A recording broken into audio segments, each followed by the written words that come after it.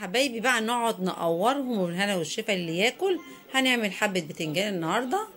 شايفين لقيته جميل جدا والكيلو والله رخيص ما شاء الله. بتنجان غالي قلت نعمل حلة محشي. تعالوا نعمل 1 2 3 واوريكم حلة المحشي بتاعتي هعملها ازاي. السلام عليكم ورحمة الله وبركاته. ازيكم حبايبي؟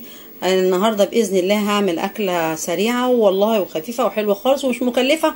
هتقولي امال تاكلوا القوطه بطماطم ب20 جنيه ومش عارفه ايه؟ لا، اللي ماشي مع امال خطوه بخطوه. وحبايب امال ومتابعيني، انا بقول لكم القوطه ما بتكون رخيصه امتى بعملها وبفرزها.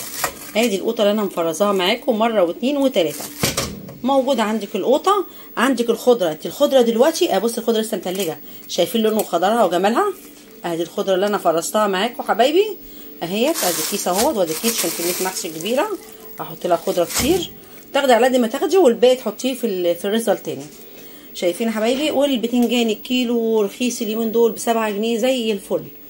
هتعملي الكميه اللي انت عايزه تعمليها وخير بيتك موجود وباقل الامكانيات. هتعمل النهارده حله محشي مع الحاجات اللي انا مفرزاها بوريها لك حبايبي عشان تتابعي امال وتعملي التفريزات اللي انا بقولك عليها. هتنفعك والله في اي وقت انت عايزه تعمليه حبايبي. ادينا عملت كميه من البصل، خدت قرنين فلفل فرمتهم مع بصلتين فرمتهم، دول هسيبهم نيين. وده البصل اللي انا هشوحه. حطيت نص كوبايه زيت كده، حوالي نص كوبايه زيت او اكتر شويه، معلقتين. وهقلب لان المحشي محتاج الزيت. هتحطي معلقه سمنه مفيش مشاكل، معلقتين سمنه بس يروحوا الزيت.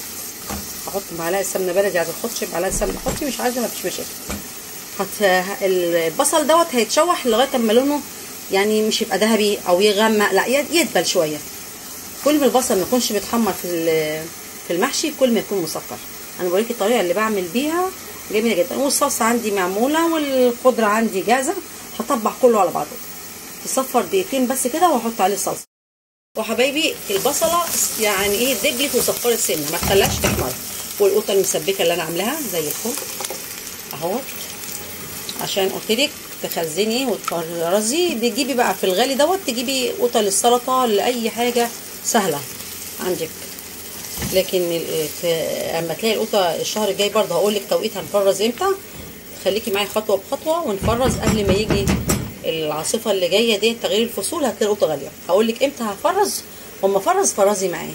ادي الصلصه اتسبكت، وبعد ما هي مسبكه طبعا هحط التوابل بتاعتها وبعدين احيقها. واخر حاجه هحط الخضار الني هيديكي طعم وتست عالي خالص. وبعدين حطيت حبايبي الصلصه متسبكه طبعا ما خدتش حاجه. معلقه بهارات محشي، الله اكبر الله اعظم، الله اكبر الله اعظم. معلقه فلفل اسود، معلقه كزبره جافه وسن الكمون. خلاص كل ده حبايبي هقلبه كده مع معلقه كبيره ملح. الملح بقى انت هتحطيه وتظبطيه. جبت حله حطيت فيها طماطمايه مع قرن فلفل ومعلقتين زيت. دي اللي هرص فيها البتنجان. وادي الرز انا غسلته الكميه اللي انت عايزه تعمليها حبايبي. وهجيب زي ما قلت لك ادي البصلايه النيه، وادي الفلفليه الرومي مقطعاها، وحبه خضره نيه. كل دول احطهم واحط عليهم الصلصه واقلب. هتقولي هتدخني امتى يا امان المحشي؟ انا مولعه على الفحمه دلوقتي. ممكن تدخني والرز او ممكن تدخني الحله كلها على بعض بالمنظر ده كده.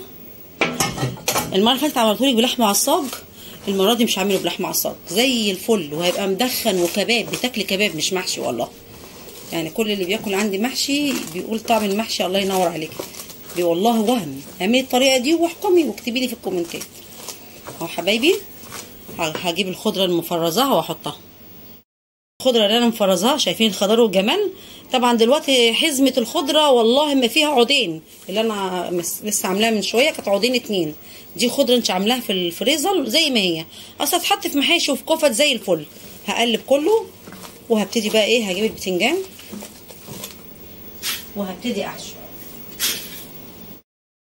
اهو حبايبي اديني عملت. هبتدي بقى احشي، وبعد ما اخلص كله حشو برصه بوقفه بخليه واقف عشان ايه بياخد كميه كبيره وما تتلسعش مني. هو زي الفل. الطماطم والحاجات دي مش بتخليه يلسع على فكره. اهو حبايبي هتخليها ما تملاش للاخر، بتبقى بالمنظر ده كده. هكمل كله بقى واوريهولك. ادي الفحم حبايبي سريع الاشتعال، شايفين اهو. هديه بس نفخه واحده كده وهحطه كده على ورق فويل، على قشره بصله، على اي حاجه اهو. حط عليه حبه زيت واقفلي الحله بسرعه، هيديك تدخين كده 3 دقايق. المحشي كله يتدخن وبعدين اسقي الشوربه. حطيت الشوربه سخنه وهغطي عليها بعد ما تدخلها تغلي غلوتين وتوطي. وحبايبي احلى طبق محشي وبالهنا والشفا اللي ياكل. عايزاكم اشتراكات ولايك يا حبايبي في القناه، دعموني. محشي مدخن تحفه.